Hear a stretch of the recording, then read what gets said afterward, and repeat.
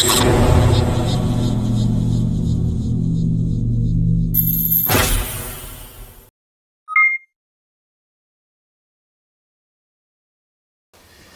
tal? Muy buenos días. Estamos a 10 de febrero del año 2022 en este conversatorio o tipo seminario que estamos llevando con los expertos de la materia en relación a la sentencia que recientemente se dio donde se condena al Estado mexicano al pago de una cantidad en dólares importante. Y tenemos varias preguntas. Las preguntas es: ¿qué concepto de justicia actual podríamos tener? ¿Se puede garantizar el acceso a la justicia por el Estado mexicano? Son las preguntas, y para ello el día de hoy nos está acompañando a mi izquierda, a la derecha de quien nos está viendo, el doctor en Derecho Andrés Linares, que bueno, ya pondremos en la cápsula todo su currículum para evitar estar ahorita con más tiempo, pero bueno, de una trayectoria muy importante en el ámbito judicial. Actualmente consejero del Poder Judicial Federal y por eso está presente con nosotros, maestro. De mi lado derecho, a la izquierda de ustedes, está también el doctor en Derecho Miguel Eduardo Morales Lizárraga. Su línea son los derechos humanos, su línea de investigación son los derechos humanos. Actualmente es investigador SNIP, entonces también es importante conocer esos conceptos por parte de los derechos humanos en la teoría. Y a mi derecha tenemos al maestro en Derecho, Misael Jiménez, su servidor y amigo, maestro en Derecho también, Marco Antonio Madrigal. Y bueno, vamos a comenzar primeramente con ese concepto, si me lo permiten, maestro. Concepto de justicia actual. ¿Tenemos algún concepto de justicia actual?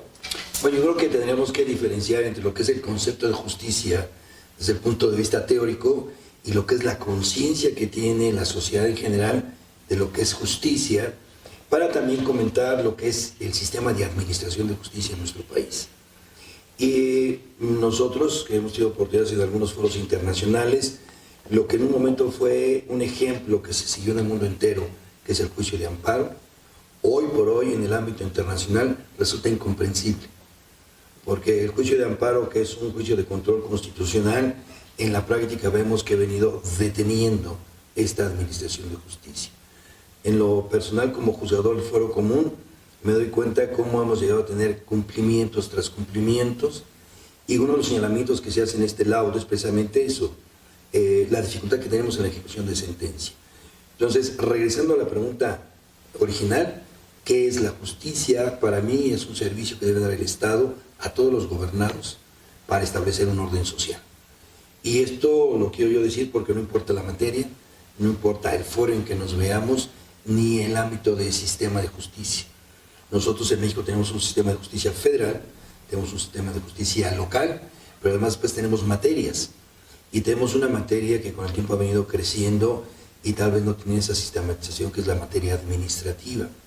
En la materia administrativa hemos crecido en tribunales de justicia administrativa, pero tenemos ámbitos como el agrario, como el electoral, que a su vez se han venido subdividiendo. Entonces, no sé si todas esas especializaciones del sistema de justicia han mejorado o no ese cumplimiento del Estado de otorgar a los gobernados, a todas las personas que habitan en este país o transitan por él, ¿va?, una solución de conflictos.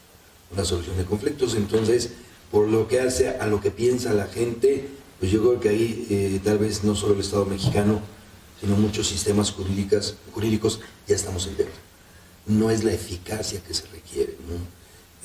Siempre, desde que yo recuerdo, hemos tenido un sistema de justicia a través de juicios o procesos, como debe llamarse, ordinarios y procesos sumarios. Lo que nosotros conocíamos como proceso sumario, hoy se han convertido en juicios orales y habría que cuestionar esa celeridad, ¿no? Claro. Muchas gracias, maestro. Doctor, bueno, concepto de justicia. ¿Tenemos algún concepto de justicia actual? Yo creo que sí, pero el problema es el topos urano, ¿no?, del concepto de la justicia, de la teoría, y cómo lo aterrizamos en la realidad, ¿no? Y como la brecha ha sido muy grande, regularmente la tendencia del de cómo pensamos los sistemas jurídicos en la actualidad. La tendencia dominante, ya no tanto en la actualidad, pero sigue siendo el paradigma dominante, ¿no? Es con una separación entre derecho y moral y pensando en el relativismo axiológico. Entonces, la justicia es relativa y por lo tanto pues, tenemos que irnos a lo que dice la ley. Sin embargo, con el cambio de paradigma que todavía está en proceso, ¿no? Tenemos 10 años en el que ya a estos 10 años se ha pasado revista, ¿no? Se ha levantado acta de qué tanto se ha avanzado en eso o no. Con el paradigma de derechos humanos, ¿no? Pues ¿qué es lo suyo de los seres humanos? El reconocimiento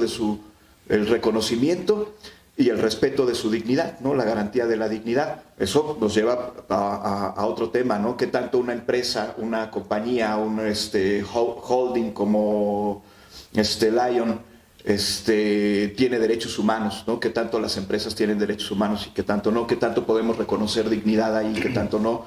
Pero creo que todavía más importante que un concepto de justicia, ¿no? Como el reconocimiento y el respeto de la dignidad de las personas, sean físicas o morales, es el concepto de acceso a la justicia, ¿no? Ahí sí parecería que estaríamos de acuerdo en que pues, efectivamente, ¿no? La persona física o moral tiene derecho, ¿no? Y debe tener derecho al acceso a la justicia pronta, expedita, etcétera, etcétera.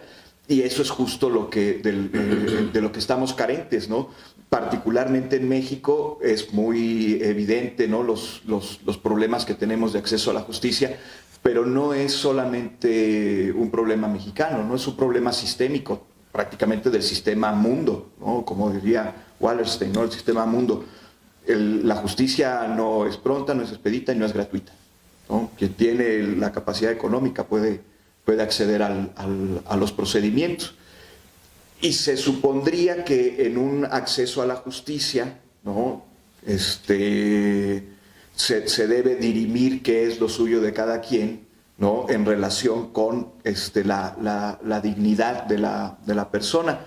Pero pues nuevamente, ¿no? Justo este laudo, ¿no? Está evidenciando al resto del mundo y con mucha claridad los problemas que los litigantes pues, siempre han sabido, ¿no? Yo tiene mucho tiempo que no litigo y sin embargo de mis tiempos de litigante recuerdo que esos son los problemas, ¿no? Que esos son los problemas, los que está señalando, los que evidencia el laudo, esos son los problemas, ¿no?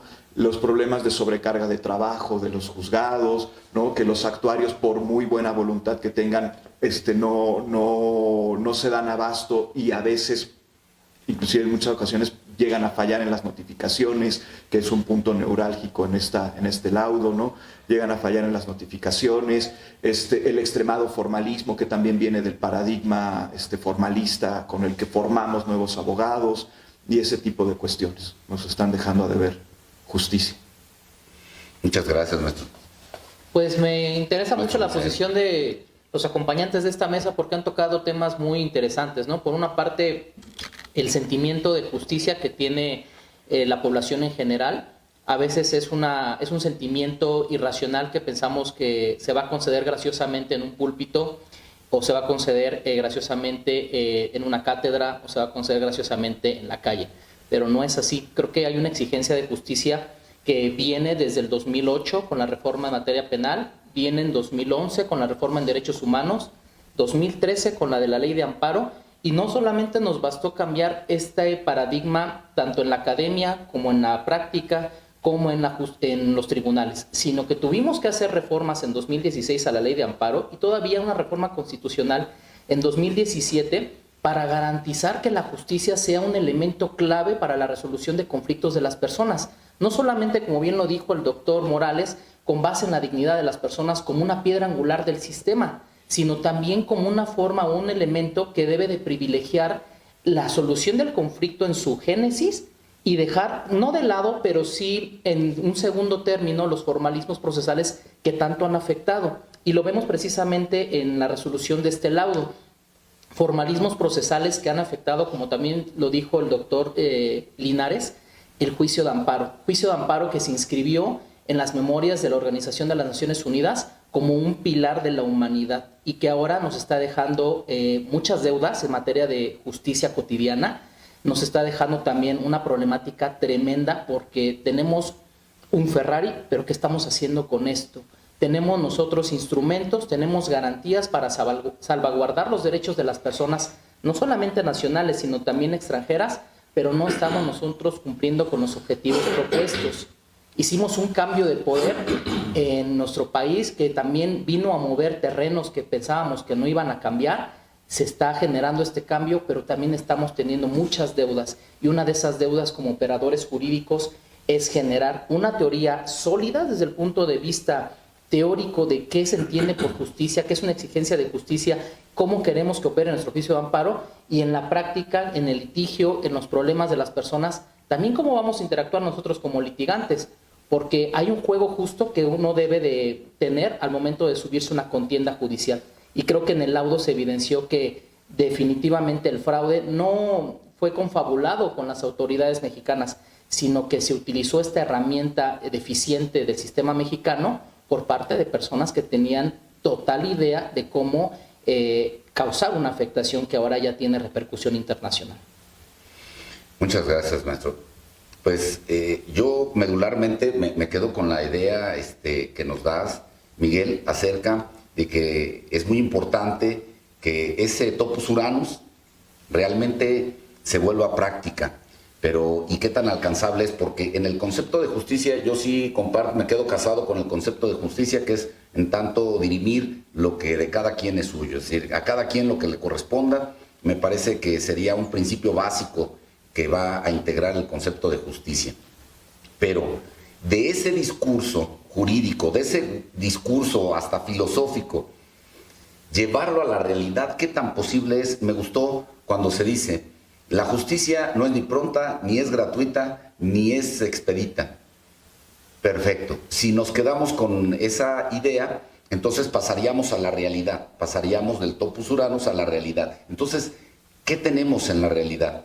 Lo que tenemos es una administración de justicia que lo que impera es quién tiene mayores recursos para poder contratar a los mejores abogados, quién tiene los más altos recursos para poder solventar las pruebas científicas más acordes y efectivas para poder ganar un proceso. Y entonces mi pregunta ahí sería, en razón del concepto justicia, ¿dónde se queda el Estado? Porque desde que nosotros depositamos nuestra soberanía al Estado para que el Estado nos gobierne, nuestra soberanía externa, para que el Estado nos gobierne, le estamos dando ese derecho y además esa obligación, como mencionaba el maestro Linares, del Estado de que esa justicia se haga efectiva en los controvertidos que presentemos ante ella. Sin embargo, vemos que las pruebas, los emplazamientos, muchos actos procesales, el desahogo de las mismas, no llegan al proceso por parte del Estado, sino tienen los justiciables la carga, tanto en un primer momento jurídica, pero y además económica, de tener que llevar al proceso lo que puedan llevar, y con esa verdad a medias o con esa verdad formal es con la que se resuelven las controversias. Entonces me quedaría con ese concepto de justicia que discursivamente se ha tenido, me parece que sigue vigente, pero que el problema está en que no se logra materializar. Y entonces ahí partimos con un segundo punto, que era lo que mencionabas, Miguel, el acceso a la administración de justicia. ¿Es un derecho humano? Sí, por supuesto, es un derecho humano, ¿no? El poder acceder a la justicia y que los justiciables, que los ciudadanos no recurran, ¿no?, a la autocomposición, ¿no? Que tengan un sistema, ¿no?, que sea pronto, expedito, etcétera, que resuelva los conflictos para que haya orden social, ¿no? Y sobre todo que dé seguridad, Y creo que ese es uno de los grandes déficits que tiene el Estado mexicano en términos generales y el sistema de justicia, ¿no? No hay la seguridad. Me di a la tarea de revisar los pros y los contras del laudo, ¿no?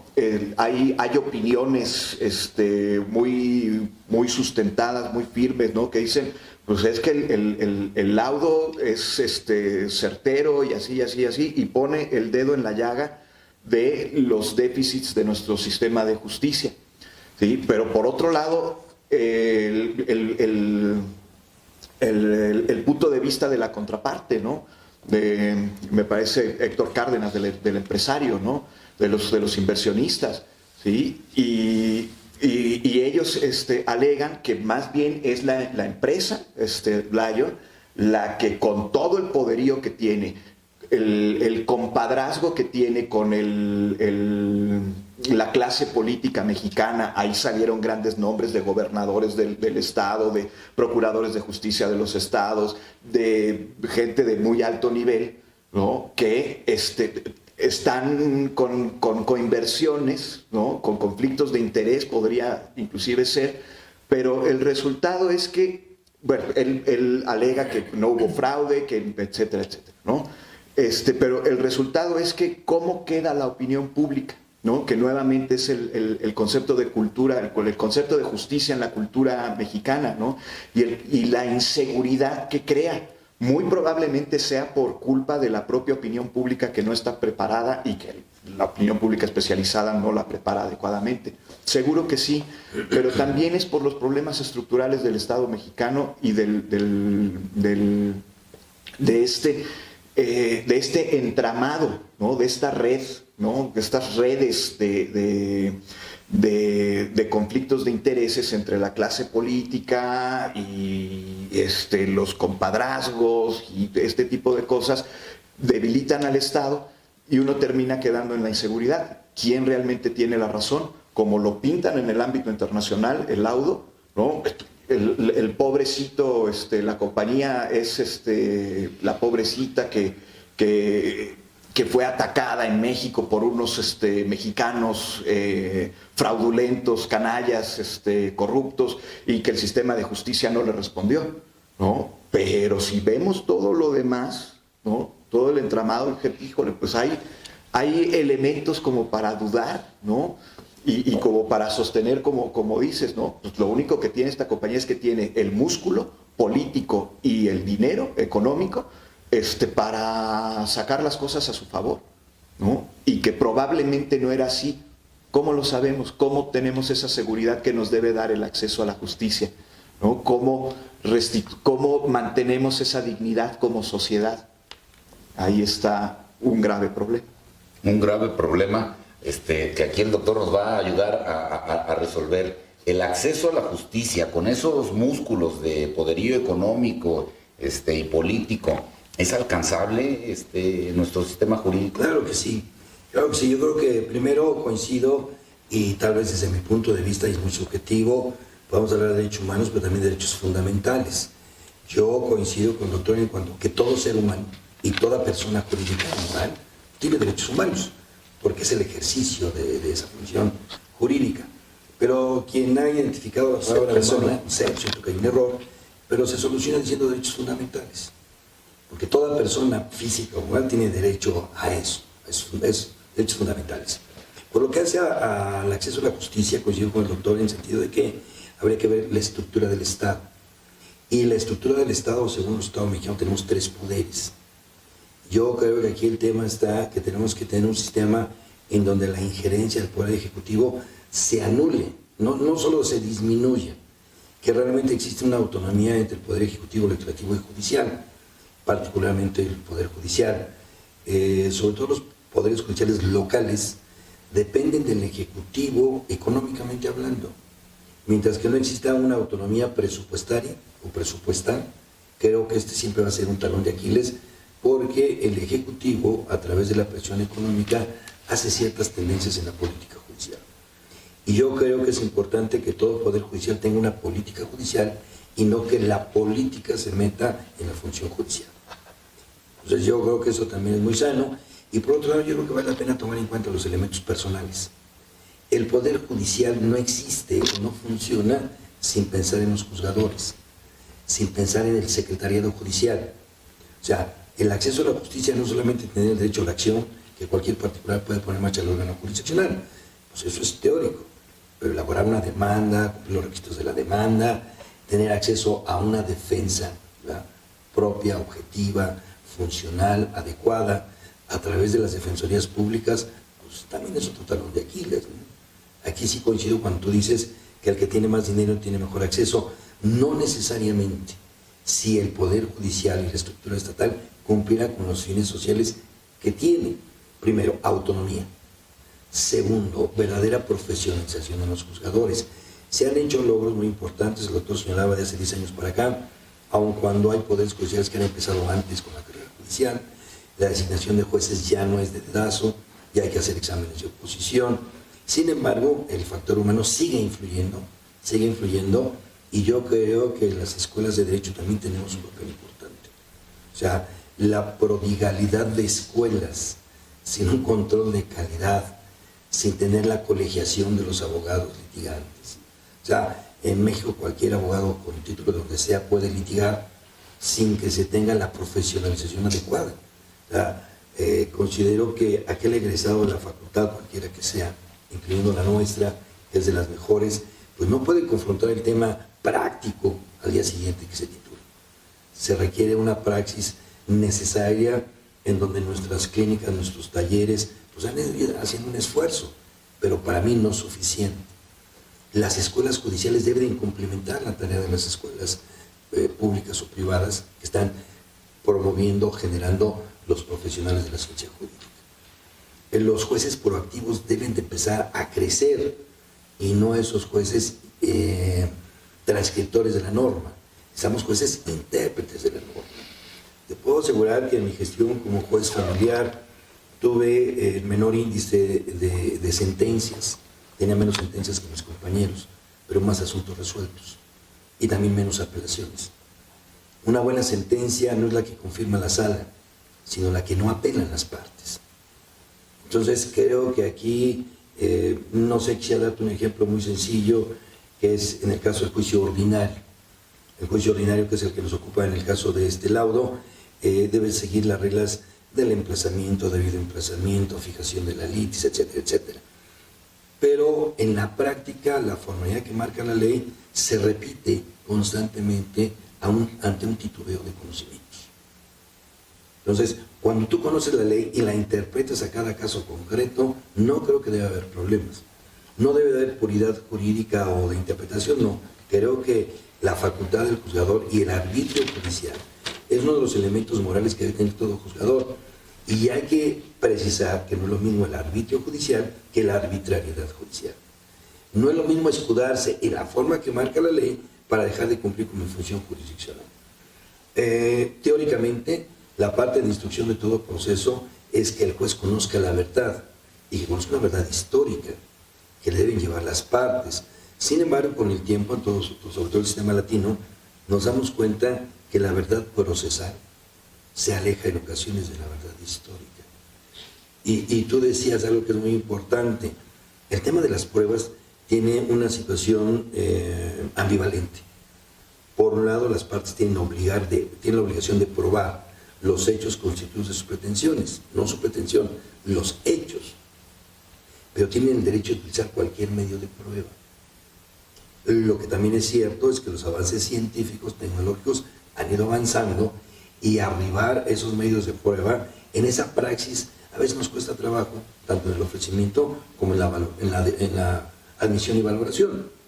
Lo que antes era un papiro, que después se convirtió en papel durante muchos siglos, hoy son documentos electrónicos, pero siguen siendo documentos. Y la falibilidad humana de que fueran falsificados, alterados, pues desde los papiros hasta los documentos electrónicos. Es un quehacer humano, disfuncional, pero existe. Lo que no puede ser es que yo, juzgador, diga, no es documento, no es prueba. O sea, creo que aquí es donde tenemos que estar actualizados en cuanto a ese acceso a la justicia. Punto número 1, mayor socialización del proceso. En cuanto a la formalidad, pues sí, tener las formalidades mínimas, pero el principio de equidad, el principio de contradicción, el principio de prueba, no pueden perderse ningún proceso, aun cuando lo haga sumario o sumarísimo. El rector del proceso es el juzgador. Si el juzgador no es un profesional del derecho que cuente con todas estas herramientas, por ejemplo, la especialización, ha provocado que los juristas sepan mucho de poco. Y yo creo que aquí una rotación en las materias, porque un juzgador no debe restringirse a una materia en específico. La ciencia jurídica tiene conexiones a veces sutiles, a veces muy claras de una materia a la otra. Yo no puedo hablar de delitos patrimoniales si no conozco la teoría del patrimonio. Yo no puedo pensar en una actitud fraudulenta en un proceso civil si no conozco las normas penales. Entonces, creo que cuando teníamos juzgadores mixtos, que todavía existen en algunas entidades federativas, estos problemas podrían no reducirse, valdría la pena analizarlos. Este laudo también se basa mucho en un estudio que tuvimos de la justicia cotidiana, que para mí es un trabajo y un estudio muy, muy importante. Sin embargo, siento que no tuvo una hermenéutica que cerrara el trabajo final en una conclusión de solución. Lo único que yo recuerdo de este estudio fue el acceso a la justicia a través de juicios orales, un buen planteamiento. Pero ¿qué está pasando hoy? En la Ciudad de México tenemos 44 jueces de realidad en materia civil mercantil, que con las reformas y la liberación de la cuantía, ya es cuantía indeterminada, se confunde entre competencia con recursos. Entonces, ese tipo para mí sigue siendo un tema de profesionalización. Para mejorar el acceso a la justicia necesitan 3 elementos, según yo. 1, una debida socialización de los deberes que tienen los particulares, no solo derechos. Porque también entre particulares, cuando cumples con tus deberes, dejas de tener menos conflictos. 2, la profesionalización del jurista, tanto en las universidades como en las escuelas judiciales. Y mejorar la procuración de justicia. Para mí la procuración de justicia en materia civil, mercantil, familiar, está en el abogado postulante. Y a veces hemos desatendido esa área, ¿no? Para litigar se debe tener cierta profesionalización. Y sobre todo también que sea como una punta de lanza, pues la Defensoría Pública. La Defensoría Pública tiene 2 defectos. 1, exceso de trabajo y la falta de preparación en los defensores. Y hablo del fuero común. Yo sé que la Defensoría Pública en materia federal puede ser en otra cosa.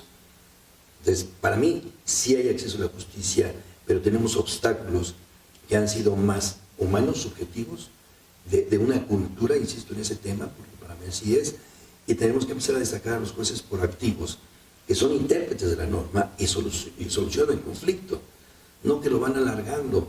Con el tiempo hemos visto que el proceso ordinario pareciera ser, no sé, que el juez quiere que se tarde más en dictar sentencia. Y no que deba resolver el problema antes o lo antes posible. Si yo resuelvo un asunto en 3 meses, tengo oportunidad de atender otro. Y la carga de trabajo que tengo en el juzgado es menor. El flujo de trabajo va disminuyendo si voy resolviendo asuntos. Si estoy dando vista a las partes, si estoy dictando autos de trámite, pues estoy alargando el proceso. Entonces yo siento que, y esto lo decía Carneluti, los buenos abogados hacen buenos jueces y los buenos jueces hacen buenos abogados. O sea, es un trinomio procesal que no podemos perder de vista. Al final cada quien tiene su función, pero tanto juzgadores como postulantes debemos trabajar en beneficio de los justiciables. Claro. Digo, ese es mi punto de vista. ¿Es alcanzable? Sí. ¿No lo hemos alcanzado? No. Eso es claro. Tenemos que poner cada uno de nosotros nuestra contribución en lo que nos corresponde. Cada quien tiene que empezar a cumplir con su tarea y hacer que nuestro alrededor se cumpla. Quienes somos docentes tenemos la obligación de que cada grupo que tenemos, 2 o 3 salgan con esa mentalidad. O sea, ojalá más, ¿no? Pero bueno, yo... Como las tortugas, ¿no? Como las tortugas, salen, las dejan en los liberan 1000 y nada más llegan 2 o 3. Pues ese sería, pero sí creo que hay una gran diferencia entre lo que es, como tú señalabas, la justicia, lo que es el acceso a la justicia, que no implica poder llegar al tribunal. Es poder llegar al tribunal en igualdad de circunstancias. El principio de igualdad procesal, materialmente, no siempre se ve. Yo creo, maestro, muchas gracias. Retomando los puntos que nos ha mencionado el maestro Andrés Linares, siempre he tenido, y me recordó esta idea que siempre he tenido, me parece que justo en la formación de nuevos profesionales del derecho, que deberían ser juristas, y la tecnocracia parecería que también nos ha ganado, nos quedamos con el tema ontológico y perdemos el teológico. Pues bien, el tema es dónde encontramos la convergencia entre el ontos y el telos en la formación de nuevos juristas. Sí, conocen muy bien la estructura, sí, conocen muy bien las leyes, conocen todo el bloque de constitucionalidad, conocen la jurisprudencia y la saben aplicar. Pero la finalidad es llegar a la primera pregunta, llegar al tema de justicia. Y parecería que estos operadores jurídicos, lejos de buscar la justicia, lo que buscan es enriquecerse, lo que buscan es ganar asuntos, lo que buscan es cada vez fortalecer más los grupos, los músculos de poderío político, de poderío económico, de relaciones, de cotos de poder que se dan en todos los niveles y esferas. Y entonces ahí es donde entra un problema de corte cultural, me parece. ¿Cómo estamos formando a los nuevos juristas? ¿Salen con qué finalidad a poner en práctica sus conocimientos? De nueva cuenta, entre el discurso y la praxis. Es decir, discursivamente sí sale con la finalidad de servir en todos los ámbitos en los que pueda desarrollar su profesión, pero en la praxis lo que buscan es enriquecerse y comienzan a darse cuenta de los errores que hay en el sistema judicial para llevar a cabo un emplazamiento deficiente, que no es la primera ocasión, digo, no en balde hay tanto, nos metemos al JUS, basta entrar al JUS y poner amparo en contra de emplazamiento y van a salir 1000 hipótesis. ¿Por qué? Porque han buscado mucho la manera de ganar por ahí a través de un juicio en rebeldía, a través de documentos apócrifos en los que el juzgador tendría que entrar a revisar la autenticidad de esos documentos y con los formalismos son cargas de las pruebas de las partes, si no los objetaron o no los impugnaron, se tienen como ciertos y hasta ahí acabó la función del Estado. Por eso indicaba hace un momento la función del Estado, qué tan importante es en esa administración de justicia. Parecería que se lava las manos a través de la presentación de todo un andamiaje jurídico y procesal. Parecería que con eso se lava las manos, salgan las sentencias como salgan, ganamos en pro del positivismo y perdemos en perjuicio de alcanzar ese concepto de justicia. Entonces, maestro Misael, ¿qué nos dice de esto? Una importante reflexión con base a lo que he escuchado es asumir las responsabilidades como ciudadanos, como litigantes, como jueces. Una parte del laudo, que es muy importante destacar, señala, este tribunal arbitral no está siendo un tribunal de apelación, no está revisando el sistema jurídico mexicano, está revisando una actuación muy concreta del sistema de justicia en Jalisco en perjuicio de una de las partes. Escucha los argumentos, entra al debate de los hechos, precisa también el razonamiento probatorio y su valoración que hace respecto de cada uno de estos elementos que se le ponen a su consideración y llega a conclusiones que son muy atinadas.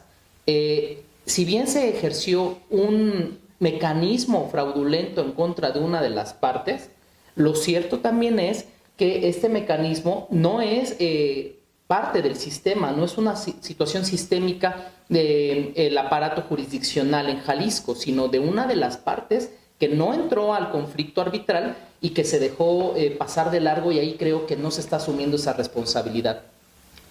El señor Cárdenas, que fue la persona que instrumentó todo el andamiaje fraudulento en contra del inversionista que llegó al juicio arbitral, nunca fue llamado a juicio y nunca se le asumieron responsabilidades o se le imputaron responsabilidades correctas y precisas sobre su actuación fraudulenta. Y creo que en esa parte el laudo es correcto, que solamente está fallando en contra del Estado mexicano para que indemnice a una de las partes inversoras con base en el Tratado de Libre Comercio. Pero no está imputando o adjudicando esta responsabilidad, que sería un elemento clave para dar solución al conflicto de fondo. ¿Por qué se está utilizando este tipo de estructuras fraudulentas? Sí hay mecanismos que pueden utilizar partes con base en su capacidad económica, pero déjenme decirles una cosa, también lo he visto en la justicia práctica, Y este tipo de acciones fraudulentas no son exclusivas de partes que tengan una capacidad económica muy fuerte o muy consolidada, sino también de personas que dicen, ¿qué puedo perder? ¿Qué puedo ganar? O puedo quedar tablas, si me permiten la expresión. Gente que ya deliberadamente llega al punto de falsificar un contrato, un convenio, una escritura. Vimos incluso en el laudo que también se estudió la responsabilidad de un notario que estuvo también inmerso en esta estructura fraudulenta. Ahí entonces, ¿cómo estamos nosotros adjudicando responsabilidades? Un notario que no tiene miedo a perder su patente o que sabe que la puede perder, pero con su capacidad política o jurídica puede ejercer de otra forma. Creo que ese tipo de ausencia de responsabilidades causan ese tipo de conflictos y no se solucionan de fondo. Creo que ahí el tribunal arbitral no puede entrar a este tipo de análisis, pero sí se debería de analizar en este tipo de foros para que nosotros veamos cuál es la base del conflicto. Y otra reflexión que me gustaría no dejar en el aire es desde el punto de vista del amparo. Creo que la política judicial, que se ha tocado también aquí, es un punto clave, como un elemento que debe de corregirse, que debe ser sujeto a crítica. ¿Por qué? Porque vemos que el tribunal arbitral señala en una parte de sus consideraciones que en el tribunal de queja, cuando llega el inversionista al tribunal de queja, se le resuelve su petición por el mismo tribunal que ya había conocido anteriormente de un recurso de esa misma naturaleza. Y esto le extraña al tribunal arbitral porque dice, entonces, ¿dónde está la independencia de criterio, no? Déjenme decirles que en el Poder Judicial Federal hay un acuerdo general del Consejo de la Judicatura que establece precisamente esta regla. Si tú promueves un recurso y conoce primero un tribunal de apelaciones, ese mismo tribunal de apelaciones va a conocer de los demás recursos que tú interpongas para garantizar una unidad de criterio. Y yo creo que aquí no es correcta esa consideración de nuestras autoridades de administración de justicia. Se debe de garantizar esta independencia de criterio. ¿Por qué? Porque si nosotros intentamos establecer una única verdad, una única solución al conflicto como correcta, pues estamos fallando desde el punto de vista de la argumentación, estamos fallando desde el punto de vista de la filosofía. Nosotros tenemos que crear estas soluciones a los conflictos particulares, pero desde ópticas distintas. No es lo mismo lo que piensa un tribunal hace 2 años a después tener más conocimiento, más elementos de prueba en 4, 5, 6 años, que sabemos que llegan a ese tipo de plazos las revisiones, ¿no? O hasta la Suprema Corte, los amparos en revisión. Pero si nosotros no corregimos estos problemas y los damos por hechos como un elemento de seguridad jurídica, estamos fallando en la asunción de responsabilidades con las cuales yo iniciaba este comentario. Gracias, maestro. Pues, después de lo que hemos compartido y analizado, nos hace falta tocar el punto más importante. Bueno, ya estamos así, y ahora, ¿cuál sería la propuesta de solución? No solamente a casos como este, sino sí ir un poquito más allá y alguna propuesta de solución posible, alcanzable, a todo este problema que existe entre el discurso jurídico, entre la ley y la praxis real que se lleva en el ámbito judicial.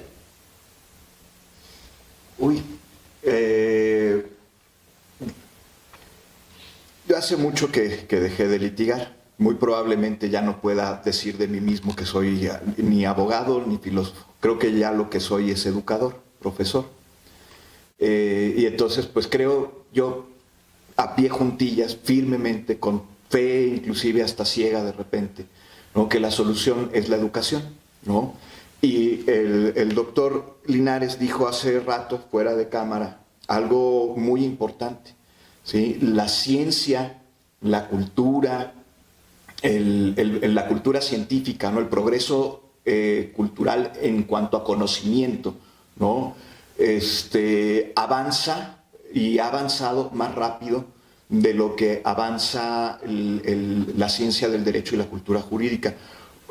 Por algunas razones buenas, ¿no?, buenas entre comillas, que son connaturales al derecho y a la ciencia jurídica, pero también por algunas razones pues no muy buenas, ¿no? El paradigma, aunque se ha transformado en la teoría y en la ciencia y en la filosofía, el paradigma positivista, ¿no? No es lo mismo el positivismo como se piensa en la actualidad, ¿no? Pospositivismo le llamaría Piensa, ¿no? Al positivismo de la escuela de la exégesis, pero en la práctica, ¿sí? En algunos aspectos sigue habiendo los formalismos, ¿no? El culto a la ley sigue siendo arraigado en este paradigma muy formalista, ¿no? De la escuela de la exégesis. Y creo yo que la educación desde primaria, secundaria, preparatoria, ¿no? Pero ya lo que nos corresponde a nosotros en licenciatura, ¿sí? Dice por ahí quien solamente sabe de leyes no sabe derecho, ¿no? Tengo el gusto de dar una materia en una maestría de Derecho Familiar, ¿no? Y de lo último que les hablo es de leyes, ¿no? Les hablo de antropología, les hablo de sociología, les hablo de etnología, cosas en las que no soy experto, ¿no? Pero que he tenido que empaparme, he tenido que culturizarme en ese tipo de cosas, pues para comprender un poco más el fenómeno de familia, ¿no? Un abogado que litiga familiar y que no puede comunicarse, no que sea experto, no tenemos que ser expertos en todo, ¿no? Que no pueda comunicarse con un trabajador social, con una trabajadora social en términos antropológicos o en términos sociológicos, para comprender un peritaje en materia familiar, ¿no? Pues se va a quedar trunco, ¿no? Y entonces la solución, la justicia, también se va a quedar trunca, ¿no? Creo que debemos de preparar también en mis clases de derechos humanos, ¿no? Les digo, derechos humanos y garantías, perdónenme, pero le vamos a echar un montón de ganas a la parte de derechos humanos, en la parte fenomenológica, la parte antropológica, la parte conflictual, ¿no? La parte del fenómeno de la exigencia, etcétera, etcétera. Y vamos a ver un poquito más superficialmente la parte de la ley, porque además pues, esa la pueden leer ustedes, ¿no? Esa la pueden leer ustedes. Y creo yo que ese lado humano, ese lado cultural, ¿no? El contexto cultural de nuestro quehacer, humaniza aún más al abogado, ¿no? Lo pone en una sintonía más humana y lo hace más receptivo a una ética, a una deontología profesional, que también, algo muy importante del laudo, ¿no? que lo señaló tácitamente el maestro, ¿no? Es que no se mete a señalar que los problemas estructurales del Poder Judicial hayan sido por corrupción o por mala fe. Dice, no, hay muchos operadores jurídicos, muchísimos, la regla, lo regular es que hay operadores jurídicos que son de buena fe, ¿no? Que tienen, que son pues, buenas personas, ¿sí? Pero no basta eso, no basta eso, hay que ser consciente de la ética judicial y ejercerla conscientemente, ¿sí? Porque si por debilidad o falta de conciencia no se ejerce, pues quedan los huecos que aprovechan los vivales, ¿no? Con poder o sin poder, ¿no? Pues para andar ahí entorpeciendo los procedimientos, ¿no? Y el acceso a la justicia, ¿no? Más o menos por ahí. Educación sería la propuesta. Y en una educación muy amplia, ¿no? Cultura general y cultura científica. Los abogados nos entrenamos en ciencia jurídica y la ciencia jurídica tiene muchas diferencias con la ciencia en general, ¿no? Nuestra ciencia es una ciencia más interpretativa, más hermenéutica, más humana, más espiritual, ¿no? Del espíritu, etcétera. Y en muchas ocasiones hay un déficit de conocimiento científico, ¿no? de metodología científica, etcétera, etcétera, ¿no? Y eso también es perjudicial, ¿no? Que no podamos platicar al tú por tú, por lo menos tener los elementos, ¿no? Al tú por tú con científicos, ¿no? Con ciencias duras, por ejemplo, ¿no? Porque tenemos ese déficit científico por buenas razones, nuestras ciencias interpretativas, hermenéuticas, argumentativas de otro tipo, ¿no? Pero no podemos tomarlo como pretexto para dejar de lado otras cosas que de todas formas tienen relación con los procedimientos, ¿no? El uso de evidencia científica en las pruebas, ¿no? El uso de teoría del conocimiento para la probanza y ese tipo de cosas, pues necesitan un estándar científico que a veces carecemos los abogados. Qué buena propuesta, maestro. Doctor, ¿qué nos Yo dice? ya había ¿Cuál sería comentado, ya había hecho algunos comentarios en ese sentido. Coincido el tema de educación y también coincido con el tema de educación general. El jurista es el profesional de los profesionales, porque el quehacer humano tiene que ver con todo. Yo creo que dos ciencias que hablan de la conducta o que regulan la conducta o estudian la conducta son tanto la psicología como el derecho. Y son dos ciencias que están conectadas con todas las ciencias.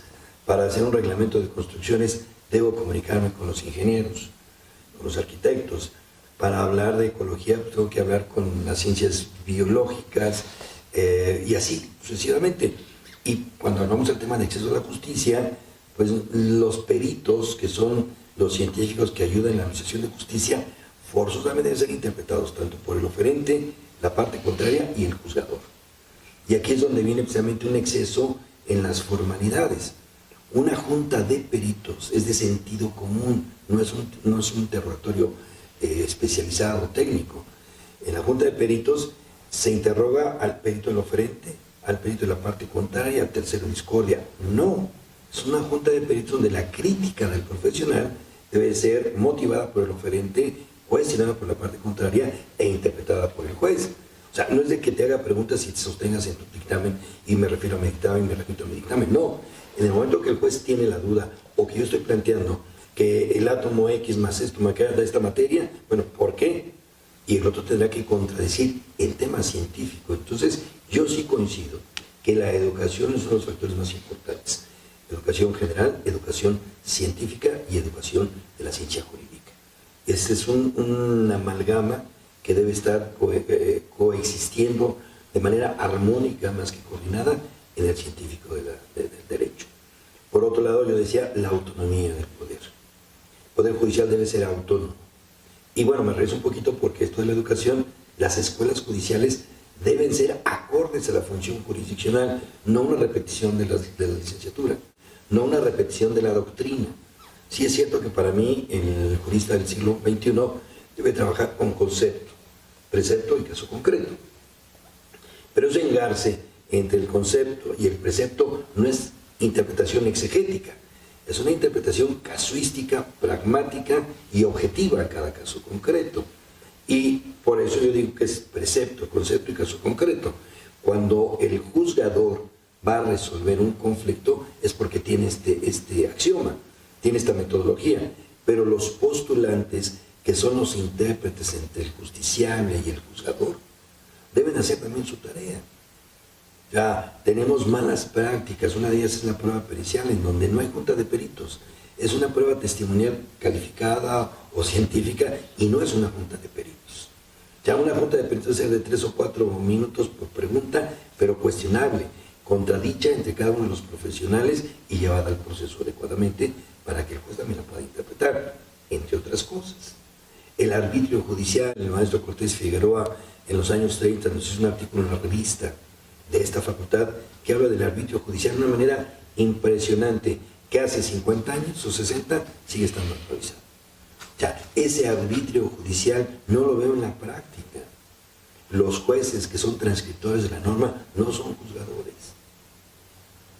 El intérprete tiene que tener esta ciencia. Entonces, educación especializada en las escuelas judiciales, en las escuelas de derecho, la autonomía del poder, la autonomía de los poderes judiciales y sobre todo, ¿verdad?, que tengamos juzgadores humanizados. Y la humanización no es que sean misericordiosos o que sean dadivosos, no. Humano es que sepan que un juzgador está juzgando a un par, a un ser humano. No está en una élite, no está arriba, no está en un peldaño, no está en un nicho. El juzgador juzga a sus pares. Entonces, para mí ese es el sentido de la humanización en la función judicial. Y pues nada más resumiendo, ¿no? Educación especializada, autonomía del Poder Judicial y la humanización de la función judicial. Muchas gracias, maestro. Por supuesto, comparto ambos criterios, completamente, los comparto plenamente. Sin embargo, mi aportación como propuesta sería que se lograra el andamiaje desde el ámbito legislativo, evidentemente educacional, formación, separación real de poderes en lo económico, porque si no ahí tenemos el vínculo que nos va marcando por dónde debe de transitar cada uno de esos órdenes de gobierno. Sería que ese andamiaje legislativo nos permitiera resolver con verdad histórica, con verdad material y no con verdad formal, que me parece que es uno de los casos importantes de este tema. Es decir, las partes deben asumir la carga procesal o obligación, como manejan algunos autores, lo veo como una carga procesal, de tener que demostrar los hechos constitutivos de sus pretensiones o de sus acciones. Y ahí es donde parecería que el Estado se lava las manos y dice, bueno, les corresponde a las partes demostrar en este proceso y a mí resolver. Me parece que ese andamiaje debe de posibilitar que el Estado también se constituya como una tercera parte en ese proceso, relevando al 278 y 279 del Código de Procedimientos Civiles de nuestra Ciudad de México, que dice el juez podrá allegarse de medios de prueba para sustituirlo por la frase deberá. Y no solamente resolver con las pruebas que las partes libremente lleven al proceso, como fue en este caso, sino que el Estado, a través de sus órganos de elección humanizados en cada una de las personas que vayan a resolver, se allegue y tenga esa obligación de allegarse de medios de convicción hacia el juzgado para que se resuelva con una verdad histórica, con una verdad material y no solamente con la verdad formal construida por las partes. Que en algunas materias, como es el derecho familiar, ya se ha llegado a ese punto, donde no importan los plazos, no importa lo que hayan ofrecido las partes, el juez tendrá en protección al interés superior del menor de allegarse de esos medios de convicción y me parecería ya se haría ahí una justicia de primera y de segunda entre los demás que serían de a pie, todas las cuestiones de orden económico, me parece que debería de darse en todas las materias para que se llegara a una verdad histórica. ¿Qué logramos con esto? Evitar el dictado de sentencias formales y lograr el dictado de sentencias materiales que versen sobre verdades materiales y me parece que ahí se lograría erradicar en gran medida toda esta serie de colusiones que llevan a cabo los operadores jurídicos desde sus postulados, ¿no? Cada quien, según sea la parte que defiende, procura lograr hasta una estrategia para llegar a la meta y ganar, cruzando por todas las ilegalidades de las que pueda echar mano. Bueno, yo aquí quisiera hacer una interrupción a tu discurso. En principio coincido, pero también creo que hay que buscar el equilibrio. No podemos perder la facultad que tiene el juzgador. Y yo convencido estoy que si el juez sabe su tarea, no necesitamos más de lo que dicen las normas. Porque tanto la doctrina como el código, tú ya lo referiste, el juez tiene facultades en materia probatoria. Y uno de los principios rectores del derecho probatorio, en el desarrollo de las pruebas, es el de la inmediación. Si el juez está presidiendo la audiencia y está percibiendo las conductas procesales de las partes y cumple con las facultades que tiene, todos los códigos que yo conozco de este país, ¿sí?, tiene el juez facultad de preguntar a los testigos, de preguntar a las partes, de hacer observaciones a los peritos. Si el juez cumpliera con esto, no tendría que llegarse más medios de prueba. En el caso que nos ocupa, por lo menos lo que yo revisé de este lado, uno de los problemas que tuvo es que el juez no estudió las pruebas que le aportaron con un razonamiento lógico. Yo no puedo ser juez competente en un asunto de menos 500,000 pesos cuando el convenio de transacción, ¿verdad?, asume créditos de $5 millones. O sea, Yo no puedo cuantificar mi competencia con un convenio que está resolviendo un conflicto por 500,000 pesos. No es cierto. Está resolviendo un conflicto que es el antecedente de 5 millones de dólares entre uno de los 3 créditos. Entonces, nosotros tenemos como un principio de cuantificación, ¿verdad? Cuantía indeterminada, cuantía determinada y cuantía determinable. Es un principio que está ahí en derecho probatorio, que si los juzgadores lo estuvieran aplicando, entraríamos a ese terreno que tú dices. Ahora, cuando el Estado asume esa facultad de ir más allá de las pruebas que ofrecen las partes, solamente en cierto sector de la población y particularmente de los intereses difusos. Y que lo puede hacer cualquier juez, no solamente en materia familiar. Si un juez civil ve que tiene un asunto de un menor y el menor está debidamente representado, tendrá que darle intervención a la autoridad correspondiente, que en nuestro país es la Procuraduría de la Defensa de los Niños, Niñas y Adolescentes. Una figura que se ha convertido solamente en un membrete en el sistema DIF. O sea, lo que hace la ley general no se está aplicando en la vida diaria. Y yo, en lo personal, que ha sido mi materia, creo que en el caso de los intereses difusos es responsable de todos los seres, no solamente el juzgador, no solamente el abogado. Entonces aquí, pues regresamos al mismo tema, esa preparación integral es donde los jueces, cuando hablamos de las facultades en materia probatoria, es para todas las materias. Si en este caso que nos ocupa el juez de lo civil en Jalisco debió de haber analizado los documentos y no dejárselo al proyectista, si el juzgador tampoco se convierte en educador de su equipo, porque por ahí dicen que las palabras convencen, el ejemplo arrastra. Entonces, si el juez está en su escritorio y no se para y no dinamiza su equipo, si el secretario de acuerdos le da cuenta y le firma lo que le lleva, bueno, pues yo he visto experiencias así lamentables en donde hay exámenes de oposición brillantes y en el ejercicio ya no, porque el ser juzgador, regresamos al tema de la humanización, y tú lo decías con mucho tino, no es cuestión de que conozca la ley, sino que también conozca el ámbito de aplicación de la norma y su equipo esté prestando un servicio público. La administración de justicia es un servicio público que no se puede concesionar. Esa es irrogación única y exclusivamente del Estado. Entonces, bueno, yo hago esa observación, coincido contigo en parte, pero yo hago esa precisión regresando a mi postura, ¿no? Un juez debidamente preparado no tendría estos riesgos o serían mínimos, porque a veces hay esos fraudes tan burdos que bueno, se podrían detectar en la primera visión, ¿no? Hay otros que están más sofisticados, más pulidos, pero también puede estar la ciencia del derecho penal.